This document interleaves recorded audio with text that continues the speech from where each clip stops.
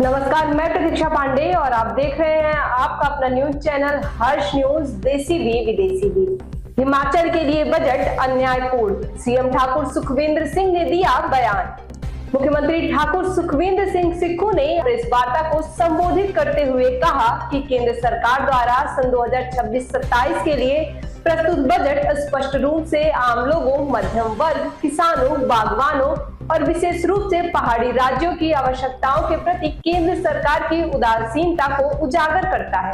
उन्होंने कहा कि हिमाचल प्रदेश के लोग इस बजट से निराश हैं। मध्यम वर्ग को आयकर राहत में उम्मीद थी, लेकिन केंद्र सरकार ने बढ़ती महंगाई और आर्थिक दबाव को पूरी तरह नजरअंदाज कर दिया है। मुख्यमंत्री ने कहा कि संविधान के अनुच्छेद 275 के तहत केंद्र सरकार द्वारा राज्यों को राज्य विशेष अनुदान दिए जाने का प्रावधान है, जिसे राजस्व घाटा अनुदान कहा जाता है। वर्ष 1952 से लेकर 15वें वित्त आयोग के गठन तक केंद्र सरकार द्वारा ये अनुदान नियमित रूप से राज्यों को दिए जाते हैं, लेकिन पहली बार 16वें वित्त आयोग ने इस अनुदान को बंद कर दिया है। उन्होंने बताया कि 15वें वित्त आयोग के दौरान लगभग 37,000 करोड़ रुपए के राजस्व घाटा अनुदान दिए गए थे। उन्होंने यह भी स्मरण कराया कि 14वें वित्त आयोग की अवधि समाप्त होने के बाद जब 15वें वित्त आयोग की रिपोर्ट प्रस्तुत होने में देरी हुई थी, तब भी पूर्व भाजपा सरकार के कार्यकाल में अंतरिम रिपोर्ट के आधार पर 11,431 करोड़ रुपए की सहायता राज्यों को प्रदान की गई थी। इससे भी अधिक चिंताजनक है 16वें वित्त आयोग द्वारा हिमाचल प्रदेश जैसे छोटे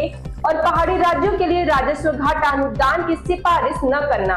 यह निर्णय राज्य की संरचनात्मक वित्तीय चुनौतियों, 67% से अधिक वन एवं पारिस्थितिक आवरण, पर्वतीय क्षेत्रों में प्रति व्यक्ति सेवा वितरण की अधिक लागत और हाल के वर्षों में 15,000 करोड़ रुपए से अधिक के प्राकृतिक आपदा नुकसान की घोर अपेक्षा है। आज